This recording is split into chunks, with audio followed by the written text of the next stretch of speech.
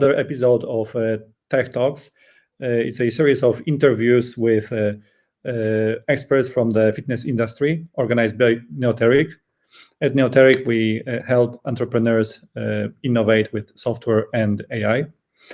And during the last episode, we were talking with David Bluman about the future of the fitness industry. And if you are interested in watching that part, we will send you a link later on after today's episode. And today, I've got a special guest, somebody who combines both doing business and a good cause, and the founder of Autism Fitness, Eric Chessen. Eric, thanks a lot for joining. It's really a pleasure to have you here today. Thank you, Derek. Great. So, Eric, maybe to begin with, introduction. You could talk us a bit about Autism Fitness. What is it? How did it start at all? And why did you set up this business? I think that the audience would like to understand more about the business that you operate. Yeah, absolutely. So Autism Fitness, the first thing is I never set out to create Autism Fitness. Everything, I won't say that it fell into place, but it was a series of opportunities that led me to create Autism Fitness. So I started out as a personal trainer with a background in strength and conditioning, and then later in exercise science and exercise physiology. And I was in a graduate studies course for behavior science, and I had a classmate who said, "Hey, I work in this program in New York City, where I was living at the time, and we work with teenagers on the autism spectrum. Would you be interested in bringing some fitness programs in, because we've never had a dedicated, structured fitness program?" So at the time, I thought that I wanted to go into sports psychology because I love fitness and particularly weight training and strength and conditioning. And I love psychology, which I had early exposure to in undergrad. So I started working in this program and undergoing both educational and clinical training in applied behavior analysis. And I thought that there was a lot of intersection between the best practices in fitness and the best practices in positive behavior support. So I started to develop what was the seed of a methodology that later became our PAC profile for Autism Fitness. Started taking on more, I refer to my clients as my athletes because they all are, outside of that program, and really developed what would be the basis for Autism Fitness and the PAC profile methodology. And that was almost 19 years ago. And since then, 5 years ago, David, who you had on the show last time, and I developed the Autism Fitness certification, where we could take the methodology and really offer a best practices validated approach to delivering general fitness and adapted physical education programs to the autism and neurodiverse populations. And I think later we'll go into some of the specifics of the methodology, but that was the basis of Autism Fitness. And now today, our mission is to create the highest possible standard of practice for delivering fitness and adapted physical education programs to neuroadaptive populations. And we do this through the certification, through consulting, and through ongoing continuing education. It's interesting how you said you started at that point. You said you were at university. Did you think that it's going to be like a one-off project where you're going to gain some skills, some expertise to use it later in some other fields, or did you already have a sense that this might be something bigger? That's a great question. I don't think that I had a particular light bulb moment when I thought, oh, this could be something bigger. I think it was a series of disappointments with trying to find a best practices approach to delivering fitness programs. And even though I was in my early 20s when I first started, I knew enough regarding the efficacy of certain standards and practices in strength and conditioning And there were a lot of whys to me, like, why aren't people doing this? Why aren't they having individuals with autism engage in fitness this way? Like, to me, it was coming from a training background. To me, it was common sense, or at least common sense from the perspective of that field of, well, why don't we have the basic prerequisites of, squatting, pushing, pulling, locomotion, like these fundamental skills in movement? Why isn't this the basis of physical fitness for neuroadaptive populations? And then, come to realize that there is no real standard. I think that's true throughout the fitness industry also, which leads to a lot of misconceptions and mythology about what makes for an effective fitness program as Mhm. well. And I think there are a lot of things that we have, I won't say we know definitively, but we have a preponderance of evidence about certain exercises and programming and the way that we progress and regress that are imperative if we want to get someone stronger, more stable, and increase their motor planning skills. And my question was always, well, why aren't these being implemented? These are things that we know, not necessarily for certain, but we know for the most part to be true in terms of physical performance and human physical development. So I was always looking at things from the perspective of a from an exercise physiologist, or someone who's ingrained in exercise science, looking at, well, how do we improve this motor pattern? And there's certainly more to it, but how do we improve physical performance for a population that, number one, demonstrates, and certainly we can go to the research literature, Mhm. a lot of motor planning and strength and stability deficits. I mean, it's all over the diagnosis. And then, and even more importantly, is often averse to new types of activity, particularly, physical activity as well. So these are the puzzle pieces that we have to put together when we formulate a plan, or when we have a strategy. And how many people are there, diagnosed with autism? Is Um, it like, is it like a big problem in the society? Well, we're looking at somewhere around, I believe, 1% to 1.5% of the world population is diagnosed somewhere on the autism spectrum, and a lot of undiagnosed individuals. And then we have differential diagnoses, like PDD, NOS. Shout out to the BCBAs and speech pathologists out there who are familiar with these, with all of these letters thrown together.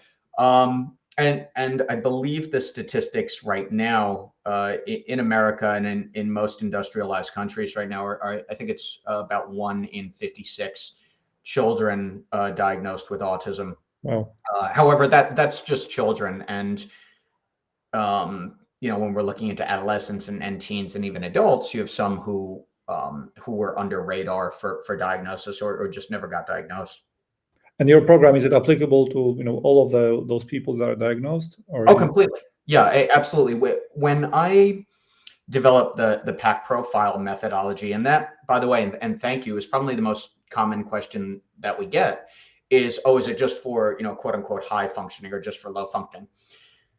With the PAC profile, we're looking at human physical performance, human behavioral or motivational performance, and cognitive performance as it relates to how best to coach and cue, how they're best going to learn this particular exercise at this particular moment. So we can take someone who has significant behavioral and physical challenges and design a program that works for them. And then, continuing along the spectrum, we can work with someone at the highest possible level of performance. So it's all about finding where on that gradient scale we're looking. One of the things that we say in the certification is know what you're looking at. And that doesn't pertain strictly to the physical performance, although that is really, really important, but also from the adaptive or motivational, and from the cognitive. How best is someone going to take direction on this particular exercise? If we don't have those three variables in check as far as being able to accommodate them, then we're going to have some type of energy or informational leak in our programming. I see. So that I understand that poses more challenges designing such programs, because you need to cover many other areas than with. Yeah, if it were as simple as, and I'm not saying it's necessarily simple, but giving someone an exercise template and saying, okay, these are your warm-ups, these are your power-based movements or your velocity-based movements, and this is your strength and stability exercises.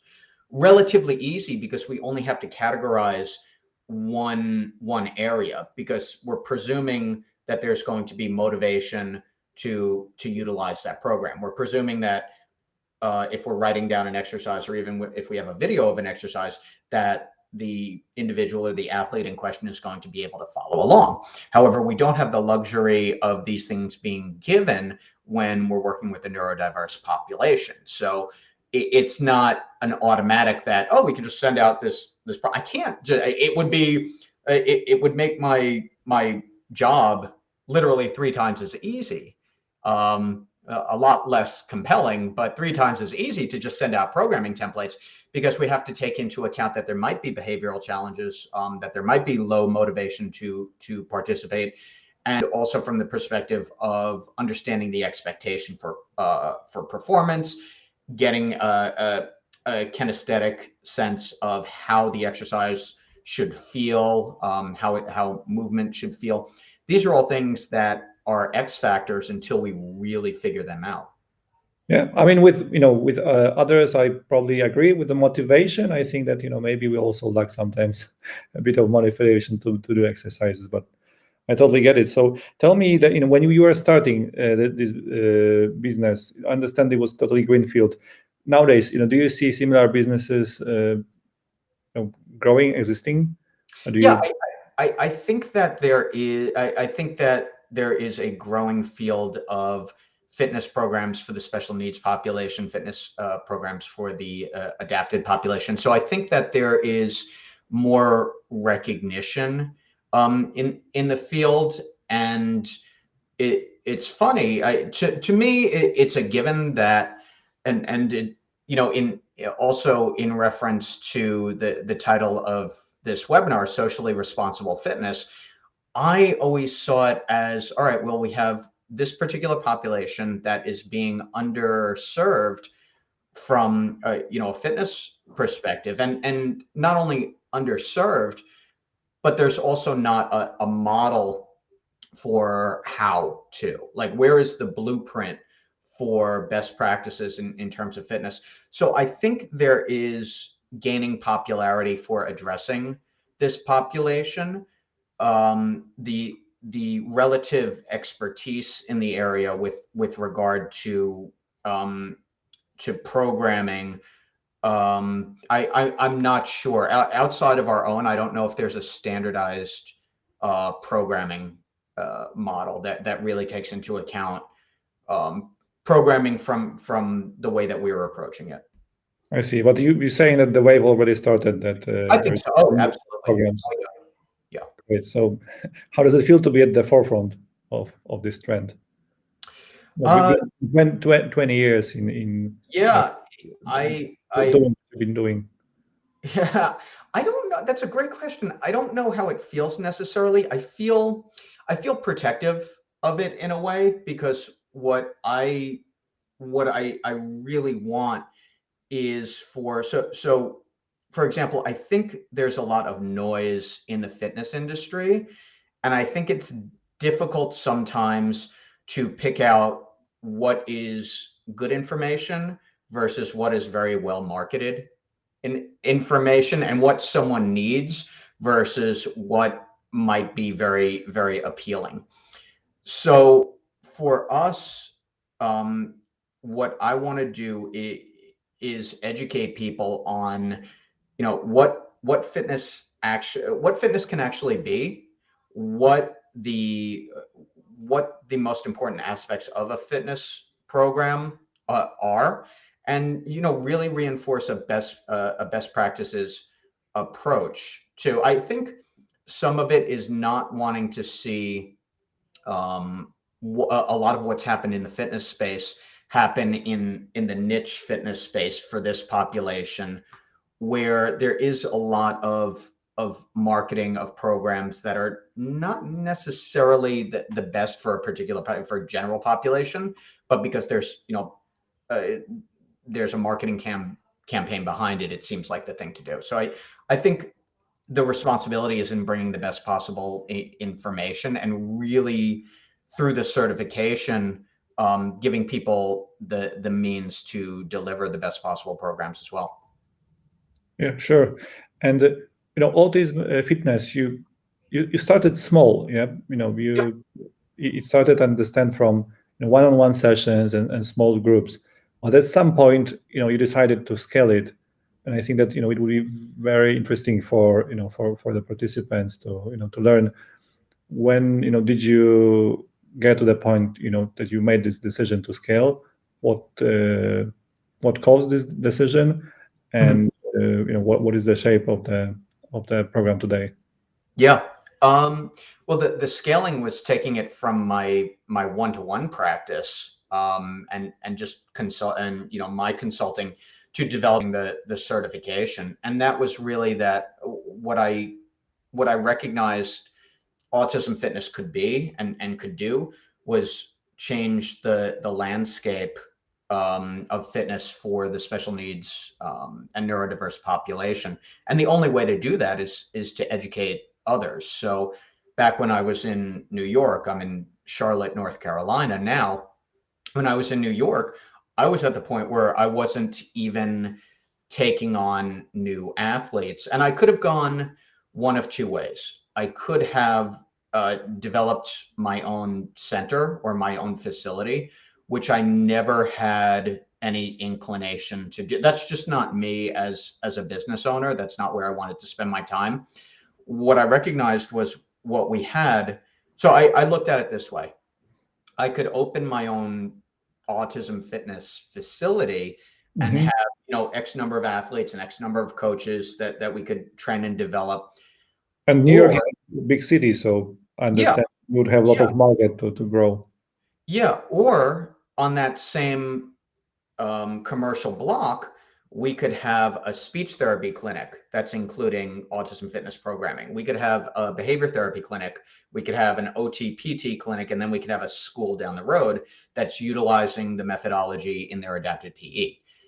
I would rather spend the time educating and certifying and continuing to help develop as many programs in varied environments as possible, than have my own place, which is somewhat ironic now that I'm also the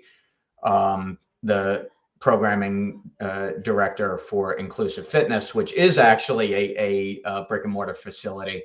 But part of that is also having developed the methodology and having the certification as well. So we took the biggest decision there in terms of scaling was not scaling brick and mortar, but scaling from the perspective of the education and the certification. And I'm convinced, especially where we're at right now, that was the right decision. It's only a right decision in hindsight, but I'm very glad that we decided to go that way.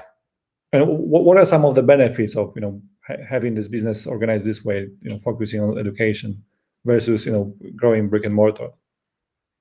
Well, I think certainly our overhead and what we spend on is going to be different, and also it's my capacity to work with other organizations. So when you're managing a gym or you're managing a facility, there is a litany of other things that you become the manager of. I mean, you become the manager of toilet paper and paper towels, and the manager of HR until you hire out, or if you hire out, you become the manager of equipment, and you have all of these other things. And I'm not saying that's bad. I'm just saying that this is not it was the decision that I consciously made to say that's not what I want to do as the founder of Autism Fitness. What I want to do is be able to go into the facilities, or have the facilities have access to me and my programming, rather than say, oh, I can get to you, 2 months from now. I just need to train 3 new coaches in my own facility.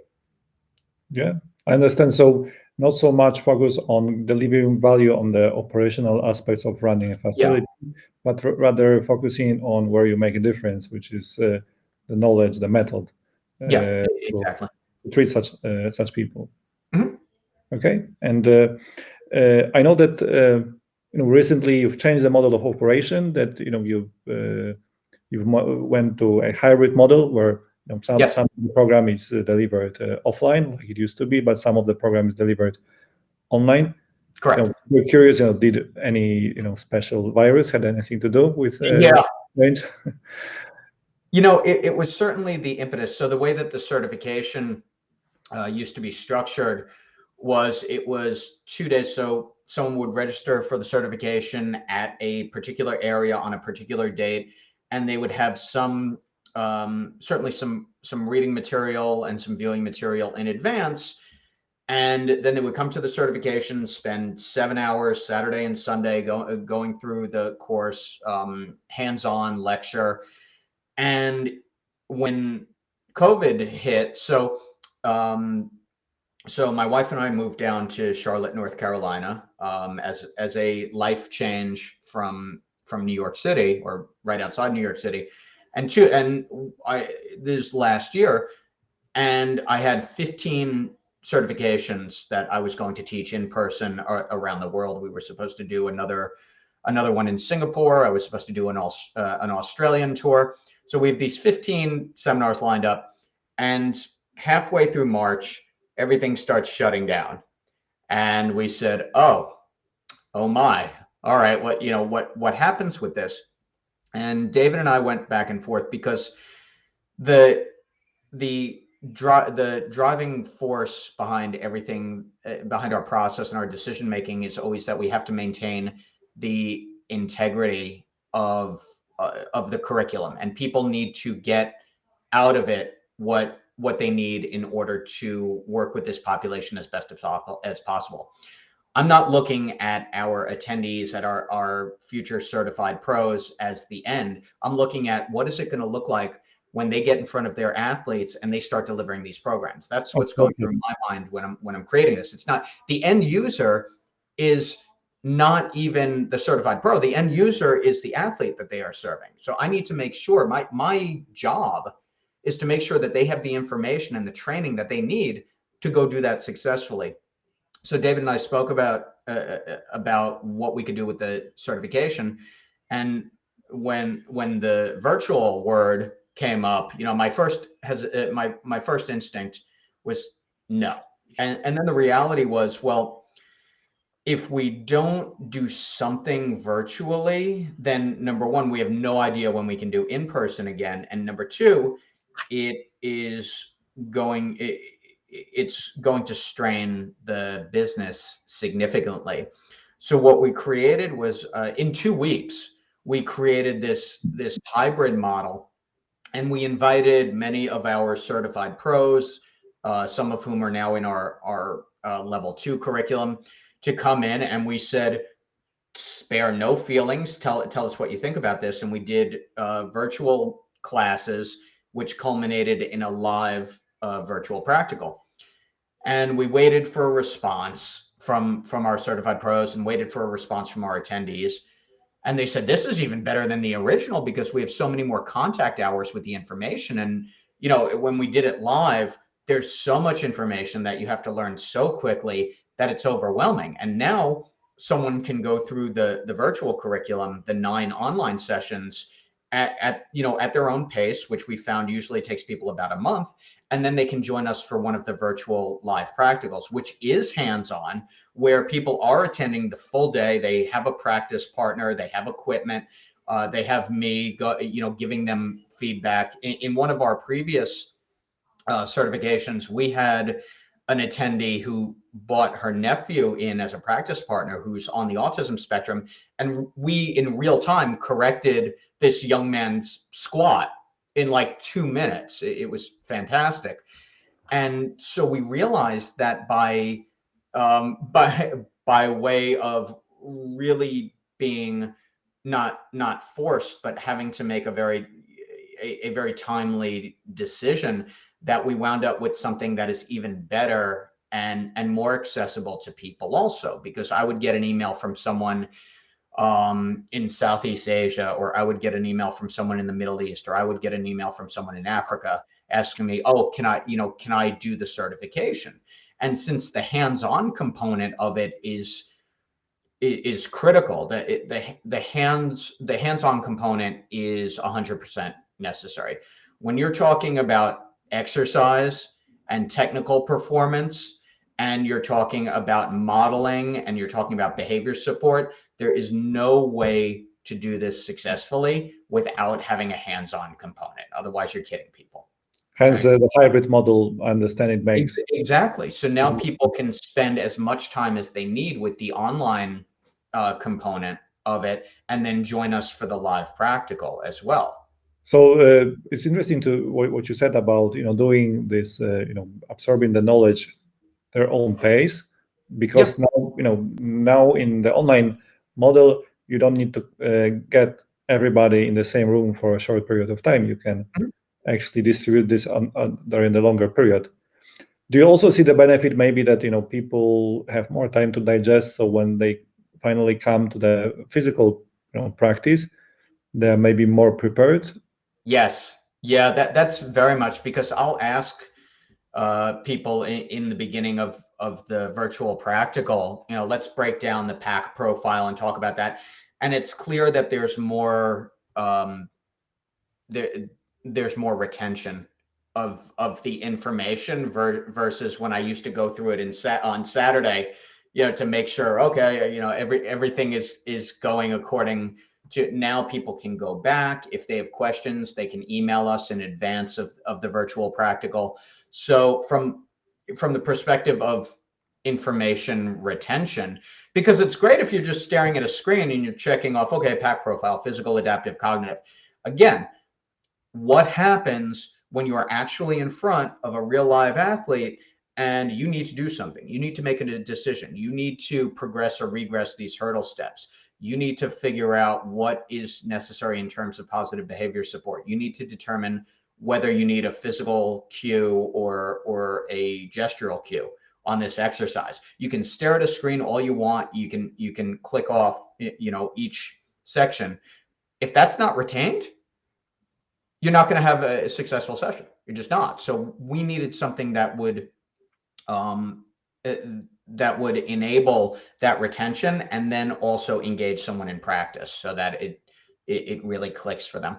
And that's going to take a while too. You can't. It's difficult to teach anybody 20 years of practice in a single certification, but what people come out with is the foundation for delivering these programs.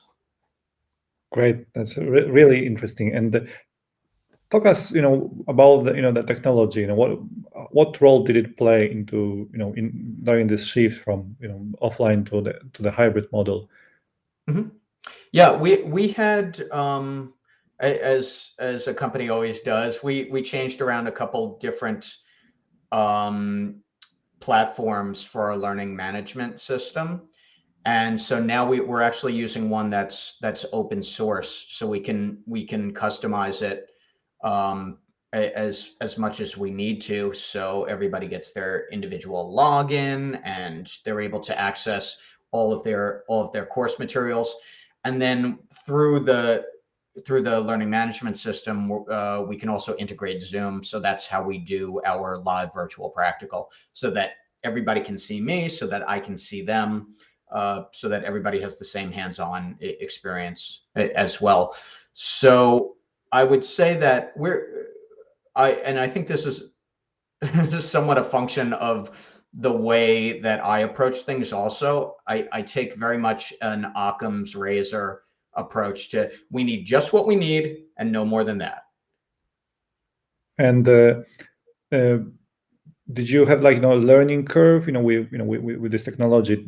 You said that you have now an open source platform, but did you try other platforms before? What was the result? Uh, that's more David's area. So he would test a bunch of them and give feedback to me, and my um, my standard operating procedure is find one that works and then teach me how to do it, because I tend to be pretty tech aversive, generally speaking. So my learning curve is typically the steepest, and he's great with that stuff also, which it really works in terms of our partnership and our teamwork as well, because he's great with determining what's going to be um, the best platform and the best tech to use in conjunction with our course. And my stance on it is usually, all right, as long as it is the best delivery for what we're doing, as long as people, including myself, can access it easy, and and it provides the best possible experience for our attendees. Yeah, and open source would suggest that maybe it's something that you can also influence, that you have flexibility to adopt to your needs. Yeah, absolutely. And from what you're saying, it's also good to to have somebody in the team who understands the technology well and can help make good choices. Oh yeah, absolutely. From a design standpoint, I can look at something and say, "Oh, that's cool. I think we can do this, this, and this with it. Like, where would we put in a video? Where would be?" But it's very much a collaborative effort. Um, David knows a lot more, what questions to ask, and he can interact with anybody who we have who's doing design for us or doing coding for us. Yeah, sure. And what's the future for Autism Fitness? What are your next challenges? Where are you heading? Where we're heading is bringing the certification to a wider audience, and now with the delivery mechanism that we have, we don't have to tell someone in Belgium or someone in South Africa or someone in Alaska, oh, we don't know when we're going to get around to you, for the live practical. We've had, for example, last week, Friday at 9 p.m., I started our virtual live practical for our Singapore attendees, and I went until 5 in the morning. And so, for them, with the time difference, it was their morning until evening, and we were able to deliver the course. And having presented there, having done the full certification there twice, I would say that the delivery of the virtual practical was as good. So going global is your Exactly. Well, having more global access too. I mean, because of the nature of what we're doing, and because it's so niche, and because it's our program has been received with such high regard, we've had people travel internationally to come to the certification. We had parents who came from Brazil to Connecticut, on the East Coast, Northeast, as well. We've had people travel because they really they have a desire and a drive to learn the methodology and to implement that. Now, those same people can have greater accessibility too. And I don't think also, this is the type of education, this is the type of course, nobody is halfway in. You either really want to do this, or it's not going to be your focus. And that's fine. We don't want people who are halfway in. We want someone who says, I'm dedicated to learning this so I can bring this to, to the individuals in my life that I serve. Yeah. So fingers crossed for your expansion. Definitely ambitious goals, and I see that a lot of this business is driven by just demand from the market. You're saying just that's something that people are requesting, that people are they reach out to you. So must be like a comfortable position where you can scale the business with with such good demand. I don't think comfort ever has anything to do with it. Really, it's continuing to put out information and continuing to make connections. And even something like what we're doing right now, I guarantee you there are people who are on on this webinar or listening to it and watching it later who have never even considered, oh, fitness for the autism population. I never thought of that, but it makes sense, which is also Like the highest compliment I ever received is, "Oh, that makes a lot of sense." Like, yeah, thank you. It does. So it's continuing to, especially now, where you have so much freer interaction and idea sharing. For us now, it's really about creating and sustaining relationships with other educational organizations, with other neuroadaptive organizations, and really bringing the information to places where it hasn't been yet. And we're fortunate that, given the history of articles and videos and putting out information, that it's pretty easy to find us. People find us when they're looking for us, also, which is, as you mentioned, it's a good position to be in. As an entrepreneur, I don't think you're ever comfortable. But I don't want to be comfortable. Yeah, maybe you are comfortable with one aspect of the business, but then it poses challenges on the other aspect, because then you as you were saying that you've got requests from Singapore, from Germany, all across the globe. Well, I think we're still in the early stages of having fitness in general recognized as an important component of life skill for this population. Because even though if you ask any group of 50 or 100 people, "Oh, do you think fitness is important?" Everybody will raise their hand, just to pay, lip service to it. But when you say, okay, how many individuals on the autism spectrum have access to really meaningful, well-developed fitness and adapted PE curriculum? You can look at it, and then that becomes a big question. And I think part of that is because we're just in the early stages of discovering how much physical activity means with respect to life skill development and quality of life as well. I think I think we're at the start, like the germination stage of that, where it's starting to get into more general social awareness and understanding that fitness is not just, bodybuilding or athletic training, or fitness is not just something that you need if you're 50 pounds, over healthy weight. Like that's not what it means. I think that it's going to take a little while longer with more information, certainly, with more integration of people knowing what's possible through fitness programming also. So I think in terms of challenges, that's the biggest one, is demystifying fitness, not as a luxury, but as a necessity. Well said. And also, you can also look at your business.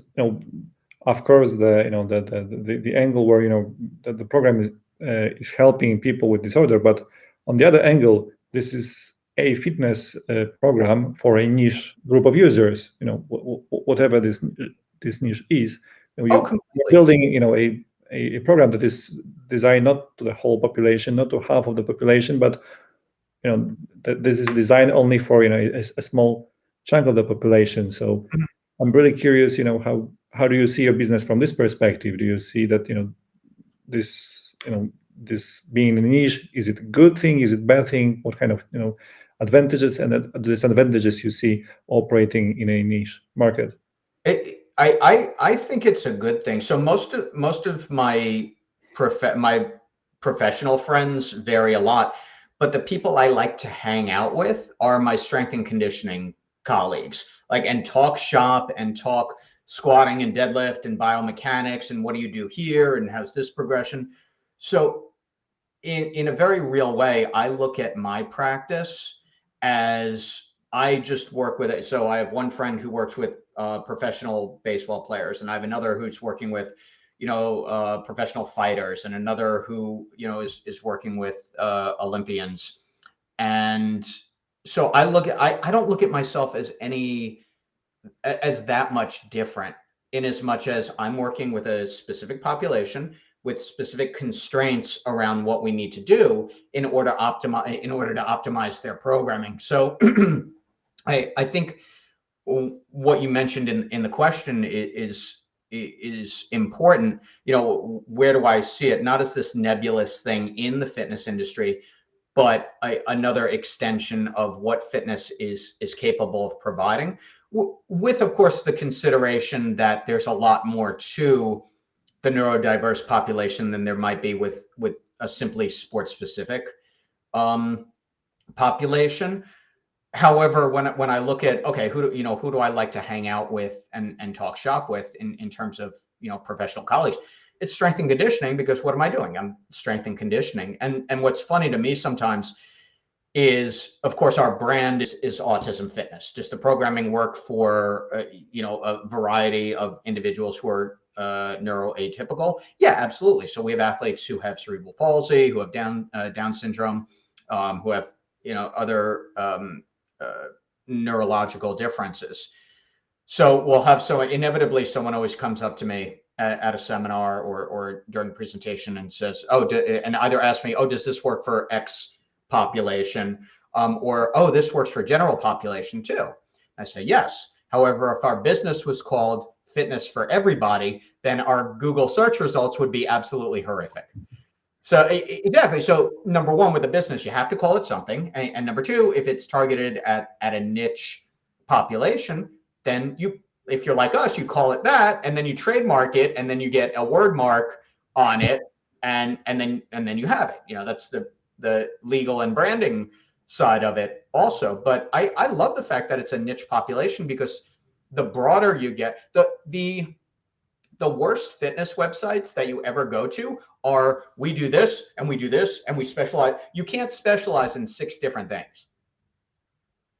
Yeah, Right? and you're right. And I'm curious, to what extent, maybe from your opinion, to what extent the pandemic and the shift to online is maybe helping fuel such businesses that work on niche. Because I'm thinking, maybe back in the days when everything was offline, it was harder to make a mass of users in particular locations. But nowadays, Yeah. you can create content, you can stream your classes, you can educate, you can you can collect people from all over the world Yeah. into one place, and you can maybe scale more efficiently. I'm curious if you see this trend in the industry.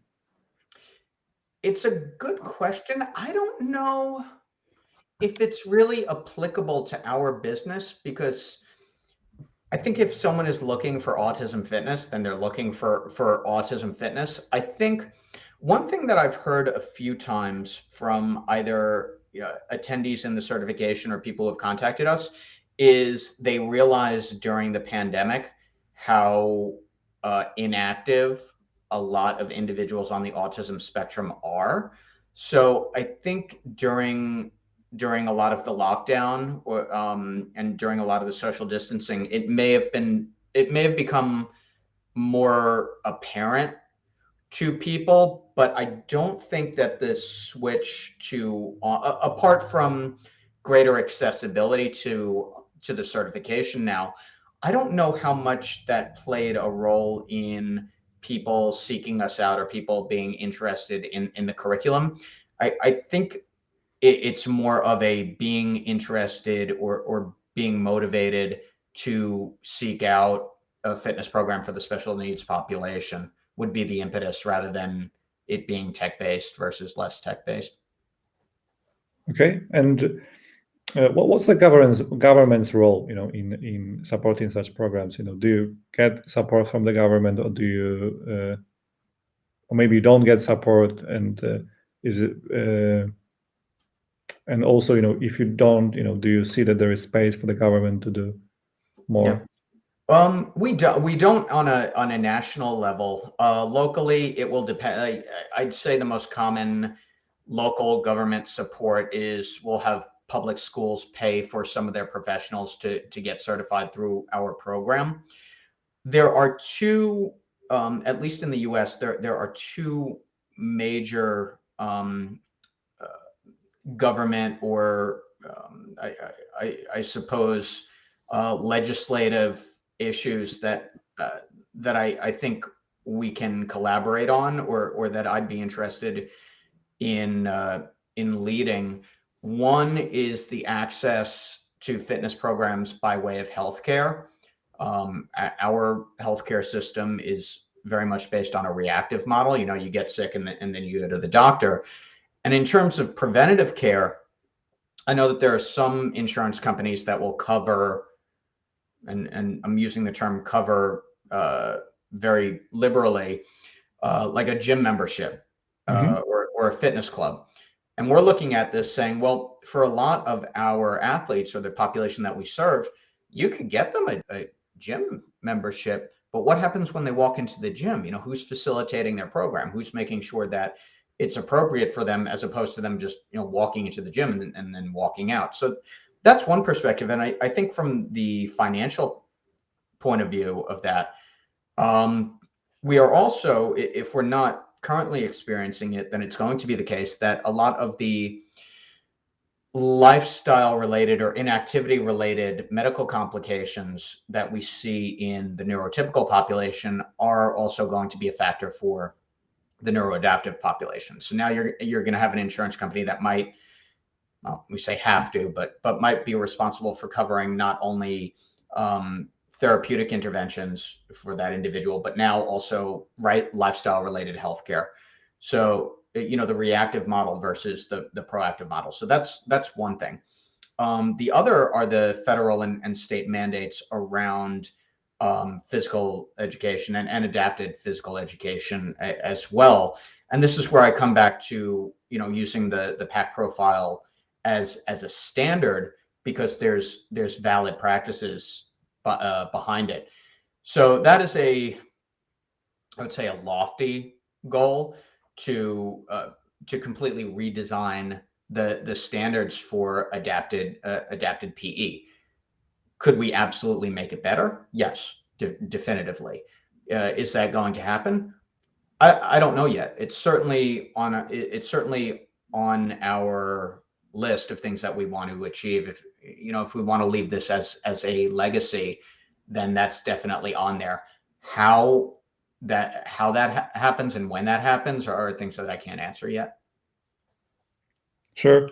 And maybe lastly, do you see any other ways technology could help support such programs? Maybe an app that would help users practice in between sessions with the coaches. Is it at all possible?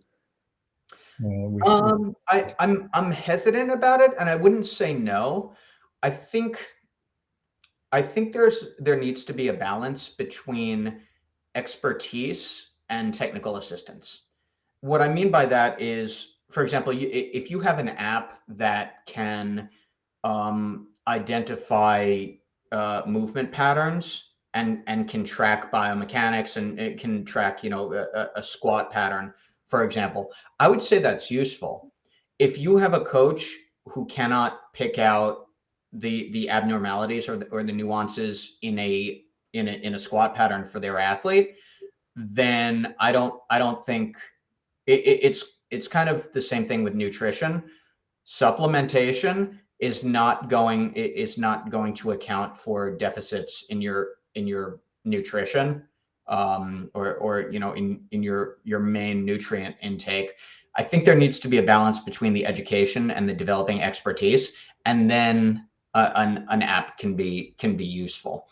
But I'm very much a proponent of getting someone as educated, as trained, as mentored as possible, so that if they are using an app, I think an app is great for programming from the perspective of, okay, what are we doing today? This is what we're doing: hurdle steps, overhead band walks, bear crawl, and going through all that and retaining or cataloging the data, right? And seeing data trends too, because I don't have graphs in my head, and these are things that would be important. I don't think it's a supplement to coaching. I think it's a good surrogate to a good surrogate to writing stuff down. Anything that you would have to write down, I think if there is a more efficient way to do that through an app, then good idea. Yeah, But I've seen similar solution when my kids they were learning how to swim, and they were attending a swimming school. and the teachers, they had tablets, and on those tablets they had an application that where Mark, he can already jump into the water, he can already swim with his eyes open or closed under the water, and this was helping keep track and also suggesting exercises. But then the exercise itself, the teacher was trained to to make it properly. Yeah, and that's a perfect example of where it has a synergistic effect that doesn't undermine the expertise component of it. But rather support it. Yeah, exactly. Great, thanks for that. Okay, so I don't have more questions. I'm just looking now at if we have any questions from the audience. Mm-hmm. Oh, I see we have David here. Hi David. Okay. And David's saying that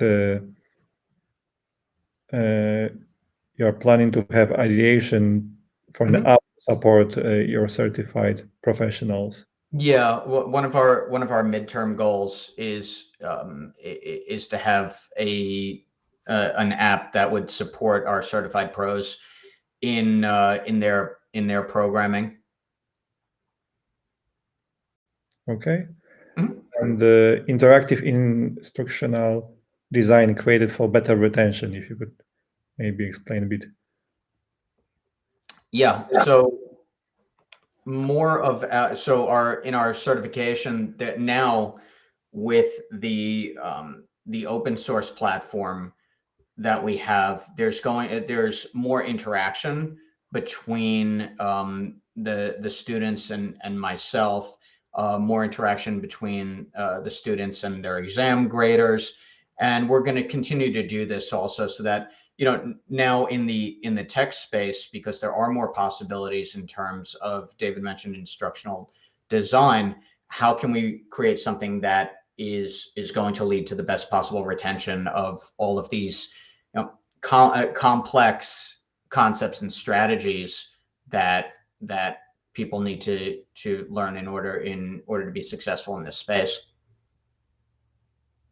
Great, thanks for explaining that, and thanks for the talk today. It was very informative, and it's really great to see the progress you're doing with this business. Combining real business with a good cause. It's must be exciting. So Eric, thanks a lot for the session today. Absolutely. Thank you very much for participation. As some of you who are watching this webinar, you might have ideas for building your own digital fitness platforms, building your apps. And at Neoteric, we pride ourselves helping people like you build such products. It usually starts with an idea. So if you have an idea and you would like to work a bit around this idea and check if it's something that can click with your target audience, we have a design sprint session that is something that is helping you take the idea into the market. And for those of you who have participated in this webinar, we have a special offer until end of this month. Whoever shows interest in such a design sprint session, we have a 50% discount for such service. So just reach out to us and we can make it happen. So once again, thank you very much, Eric. Thanks everybody for attending, and I hope it was very informative, and see you next time. Thank you.